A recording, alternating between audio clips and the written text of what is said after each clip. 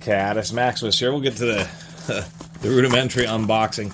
So these are a promotional product. I did receive these for free. I appreciate the Ceenr sending me these.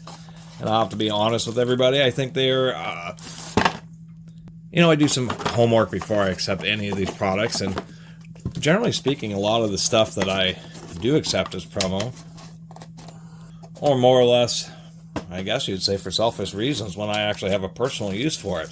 That's always been the distinction. All these tools and stuff has been, I thought I could personally use it. A few exceptions where I thought I'd just resell it. Kind of basic packaging, decent quality boxes. So this is a power tool battery company, and so what they're really trying to, and what the real offer is that they've come out with what they're calling a PD Nation, which is a kind of a universal battery system where you still have to use adapters, but the idea is if you're somebody who has a Milwaukee grinder, a DeWalt drill, and like a Makita impact driver, that you can potentially save yourself some money by getting these 4 amp hour little interchangeable battery packs. And then they have these adapters, and so the idea is that the batteries, a little pricey for a 4 amp hour, $76, $77, so right around $80 for them. And then what they have is these adapters, which they're selling for like $20 or $22. So the deal is that you have this battery, and then you have this adapter that can slide on. Pretty tight fit. And now you can pop this on your DeWalt tool, and it'll work great. So Ceenr has set out a few of these. There's a few YouTube review videos. I'll open up the 8 amp hour regular replacement DeWalt battery. And there's already a few videos where people have opened up these 4 amp hour universal ones. So that's the deal. You have these adapters, and then you can have a couple of batteries and then a variety of adapters and use them with a variety of tools. Overall, quote-unquote, saving you some money, but I think what is seemingly a good idea, and there will be some people out there who will be interested in it. I think as far as Ceenr is concerned, it's really, are better off just making competitively priced with quality cells and quality plastics, regular replacement batteries, because, and they actually have a pretty nice like digital display charger. I couldn't get that to send them to me. They initially wanted to send me a couple of these, but I really insisted. And this is really the product I'm going to recommend from them, is they have these 8 amp hour packs in the Milwaukee and the DeWalt and everything. And it's the same price as this USB battery. They call it a USB battery because of the way it uses this adapter. Like for instance, on the DeWalt, the balancing actually happens at the charger itself. So on a DeWalt charger, there's a zillion little fingers here. Well, the thing with this adapter, and I'll have to admit, this button, hard to press. They should have made it a much wider button so you could press on it and then slide it off. In this situation, it's kind of hard to get your finger in there. Although, and the reason that's an issue is because this is ideally a battery that you're going to be sliding on and off a variety of these different adapters. And they should have tuned that a little bit. The retention detent is like hilariously small. It holds on okay because of the friction, but it really should slide on and off easily and then have something more than just a little tiny retention bit there. Otherwise, the plastics seem okay on this, and they do interact with some pretty good size contacts. But the deal with this is this battery will drive a tool, because a tool will have like a temperature monitoring, and like a pack overloads or something like that. And so this will have the extra terminals be compatible with that, but it doesn't have the balancing terminals. So you cannot use this adapter to charge into a DeWalt charger, even though I'll snap in, the charger will give you an error message. So what you have to do with these is charge it through a USB-C port. And since it's using a USB-C based charging header, and not a lot of people have high power chargers, it's kind of limited. It's limited to a 30 watt charge. I have a pretty powerful little power brick here that displays volts and amps when I'm using it, and it pulls down, it charges at 20 volts at about 1.6 amps. So really it's like a 32 watt charge. So it's definitely fast charging. But when you connect up to a charger, like this is a DCB 115, and this is a 4 amp charger, and that's what's delivering to the battery. So unfortunately, it takes 2.5 hours for this thing to charge up from when it's dead. It does have a decent little 4-dot meter there, and they're calling it a USB battery because we have a USB port, and this USB-C is bidirectional, which means you can put charge in as well as pull charge out of that same port. It's one of the standards of the USB-C. The other thing that you may have noticed earlier, let me put this on. I mean, I think the quality is there. I think the cells they're not Panasonics or Samsungs, but there's certainly lots of grades of Chinese cells, and these are a more premium one. A lot of the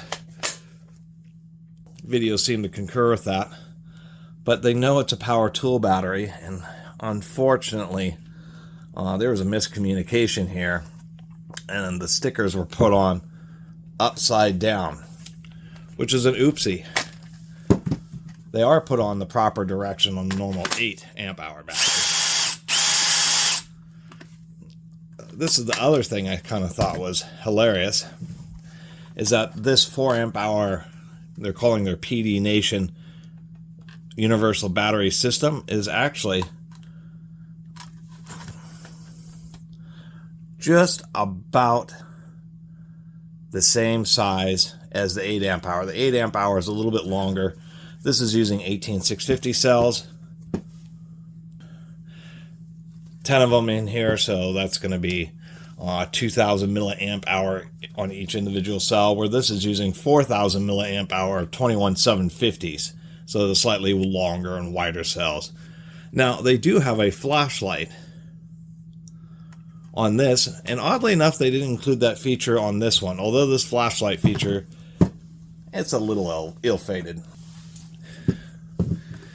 If you're going to have a battery that's rated at 144 watt hours, since that's the 18 volt rating, it would be 160 watt hours, and some of their marketing does that. But one thing they should probably do, well, it's hard to see here.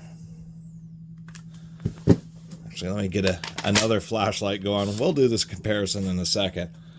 It's hard for the contrast, but you can see the LED lights are like offset.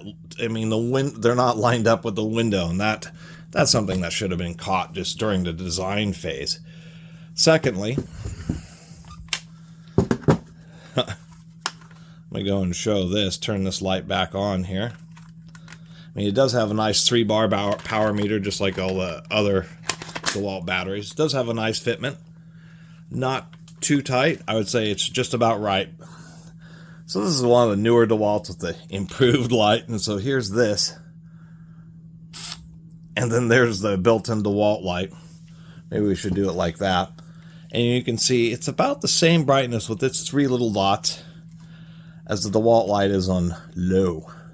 Here's the DeWalt on medium, and there's the DeWalt on full brightness, and it absolutely kind of shames the little light in the battery. So I thought that's a great idea to have a light in the battery. That way, if you have a slightly older tool that doesn't have the improved lights, that you can get some auxiliary. But it's just too weak, and they should have used 6 of those little elements. They should have just used more powerful LED elements, so it was actually a pretty bright light, and maybe had a high and a low mode. So anyway, I appreciate Ceenr sending me these tools. Now, the other reason you would get that is, like, with this battery, you can only charge it with the USB-C. And I think that's where the real issue comes from. It isn't just that it only charges at a 30 watt rate, where if you have like a powerful charger like this 80 watt DeWalt, that you can't use it. And that's a real big issue. I mean, if you're going to take this battery around with you with your tools, see, when you plug it in, the light flashes, and then the charger won't initiate because it can't pick up the cell balancing. And it's something they should have taken account of, because there are ones that are one piece, like this 8 amp, are proper, and it's actually already charged, and will work with the chargers. And I understand they're in a rock and a hard place. They could have done that, but they would have had to have a control board in here, a custom control board for each platform, for the Milwaukees, Makitas, DeWalts, the Porter cables, etc. Each one of these adapters would have had to have a specialized control board, and probably would have cost $30 or $40 by itself, kind of negating the real use. So that's the real big takeaway here, is if Ceenr already makes these kind of batteries, I like the idea of this. It's just too much expense for what ends up being a type of system that kind of seems like a good idea, but in reality, because of the whole cartridge system and everything, that the batteries tend to be more expensive, lower capacity, and slower charging.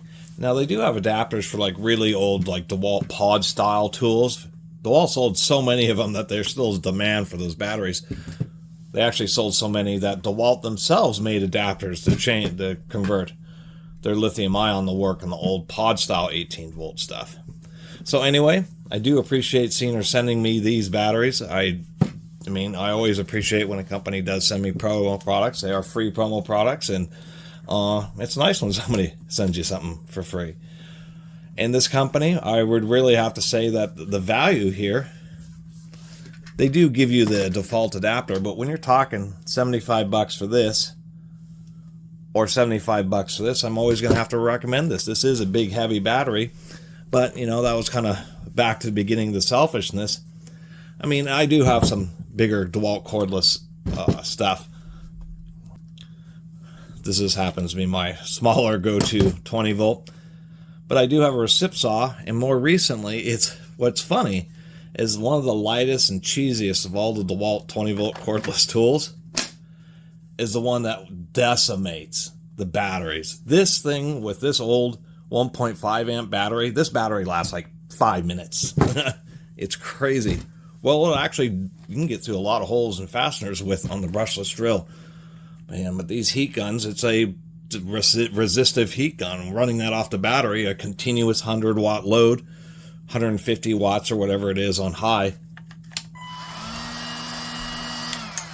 just absolutely punishes batteries. But this thing is actually pretty handy, to tell you the truth. It's great for removing stickers, you know, softening them up plastics and that type of stuff, and, you know, just all sorts of hobbies and auto work. A lot of times plastic pegs and stuff that you're working with in cars, it was one of the tricks I learned, is a little bit of heat from a heat gun, just so the plastic isn't quite so brittle and you'll have more success with it. Working with vinyl tubing and air hose and stuff, a little bit of heat softens up the tubing and get it around fittings easier. I mean, heat guns with an exclusive privy of corded tools, because of all the tools, I mean, roto hammers, saws, it's relatively intermittent, but once again, the heat gun, once you turn it on, it's just continuous maximum output into literally a resistive load, just like running a light bulb, a big powerful light bulb. But man, and so that's why I think from all power tool manufacturers, their cordless heat guns are always like, you know, one of the most cheaply made kind of tools, just because they sell so few of them. But they're a great alternative. If you need more heat than something like this, or, you know, you really should step up to a corded one, and then you have to go with a torch, some kind of flame. But if you're working on, you know, trying to loosen up ball joints or pressing in out bearings and bushings and all sorts of stuff, kind of recalcitrant fasteners, loosening up, you know, automotive hoses, once again, for removal, a heat gun is great. And having something where you can actually run it for a couple of minutes, even a little heat gun like this will get something several hundred degrees, just like a torch, just with a little bit more controllability and not quite as high an ultimate temperature like a flame does, where you're a little less risk of starting a fire or melting through something or damaging the heat treatment of a metal. Heat guns are great, and having a cordless one is actually pretty handy in a lot of situations. But man, you've got to have monster batteries. to work with this. Actually, I'm surprised just fiddling around I haven't got it to drop down 1 dot, but it is a 144 watt-hour battery. Yeah, so even a little weak one. Now, something like this isn't going to stack up to a big hair dryer, 1500 watt, corded heat gun, but it's great for heat shrink tubing. And with the 5 amp hour battery, this has a 40-minute run time. So with the 8 amp, and it'll be healthily over an hour. So I'm going to go and quit blabbing. It's been a long video. Once again, appreciate Ceenr sending me these batteries.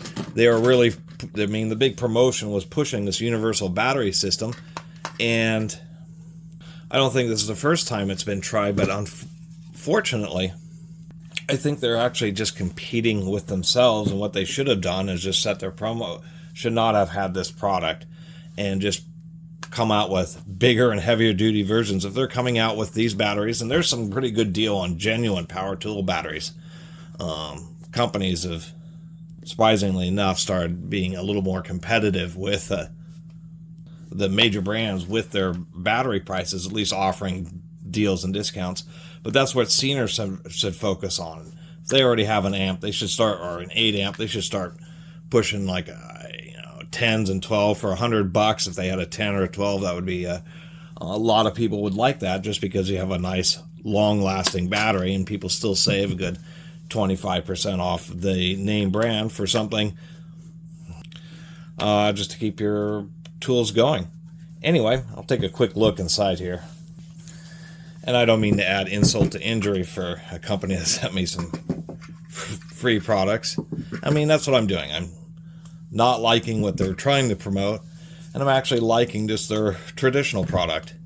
It isn't that just this thing takes so long to charge, it's that you can't use it with the factory charger. So you're always stuck trying to find some USB power brick, and unless you have some stout USB-C power brick that's capable of 20 volt output, then that thing could take, if you just plugged it into just an old school iPhone charger or something, man, this thing could take all night to charge. Where the 8 amp hour will use your already existing charger, like that, the DCB 115, which gives you an 80 watt output, and will charge that in like a couple of hours. I'm just seeing what's inside the little adapter thing here to see if it really is.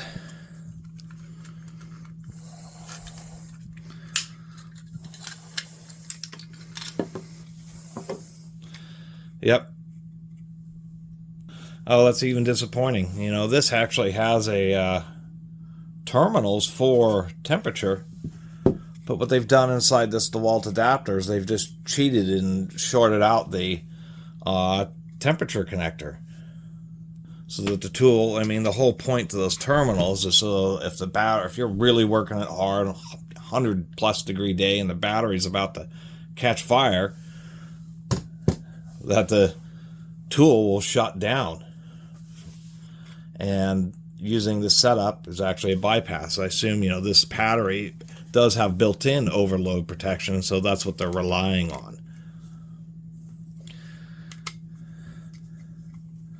The other thing, which there's a few videos on YouTube, and a couple of them are really pretty honest. One of them mentioned the same things I've complained about, the insufficient lock and the kind of the funkiness of this whole system given its price, and what they're hoping to achieve versus what the reality is. But the fact that since this, as we can see with the bypass, they're relying entirely on internal protection of the battery. There was one video of somebody who was showing on a Makita saw, running it until it overloads, and with the normal I guess power tool battery, you release the trigger, wait a second, and it self resets, and then you just go back to work again. Where this thing once it has a overload due to excessive output, working it too hard, once it shuts down, you actually have to plug it into the charger to get the battery reset. So if you're pushing a saw, have just a little bit of a dull blade, doing a kind of a hard cut, it shuts down. It isn't like you wait couple seconds and then just go easier and finish your cut, it shuts down, and now you have to go find the charger, plug in this battery, wait a minute for it to reset, and then go back and do your work. It's just like, ouch. So I was just taking apart every last little piece out of this thing. Here's how that lock switch works. It's this. Oh, has a couple of ramps, so when you press it in, it interacts with a couple of ramps there, and that's what retracts this. They have a bunch of space. They should have made that a lot larger. Here we are looking at the cell pack, trying not to shock myself. We can see the proper balancing wires going around. Soldered their terminals, except for, hilariously, the blue wire was too short, so they couldn't solder it to its tab. They put it right on the little edge there. I was going to say, these output wires, a little bit thin, and let's get some more zoom in there. You can see some strands, so it wasn't stripped the best. Machine wire stripping should be perfect. There should never be a single strand broken or frayed, so they could improve on that. And this is not very big. That's going to be either 16 gauge. It looks like 16 gauge. It may be 14 gauge wire. But for a big 8 amp hour battery pack, you're going to run into some heating issues. Overall, the spot welds, they seem to be okay. But that, once again, is something that should have been soldered, because it's difficult to spot weld stranded wire, because you got this whole stack of loose little wires and you're trying to spot weld them all together and then have good welding to the actual piece of sheet metal, where you're better off just using, once again, solder for that purpose. I was also noticing they have like these little green insulators, except for it appears that one is missing. Overall, these side panels appear to have been spot welded just fine. Impulse welded or capacitor welded. It's just that the internal wiring could be a little bit improved. You know, it's a bit of a concern, like using it for long term with the things like heat guns. So if we take a look here, it is 21700.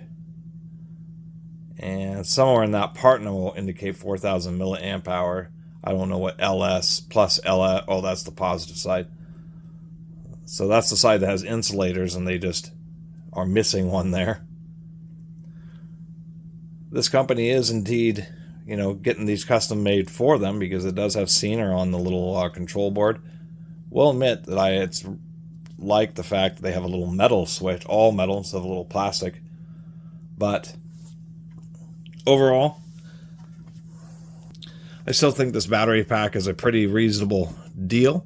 But the weaker internal wiring, you know, I find a little bit disappointing. So if these go on sale for like 60 bucks or something, I'd say it's a definite buy. At their normal price, 75 bucks, you can get a genuine DeWalt 8 amp battery for 100 bucks when they go on sale. So it's getting hard to even recommend this one. So anyway, I appreciate them sending me their products. You know, this battery case is okay, but doesn't seem super great. And surprisingly short little screws. It makes me a little worried about the drop durability of this battery, even though there is a nice plastic frame here. Anyway, I'm going to stuff this back together. It's kind of cool to have a high capacity battery, but it's just something I'll keep a watch on, and I'll probably do an updated review at some point, letting you know all how it seems to work out in the long term.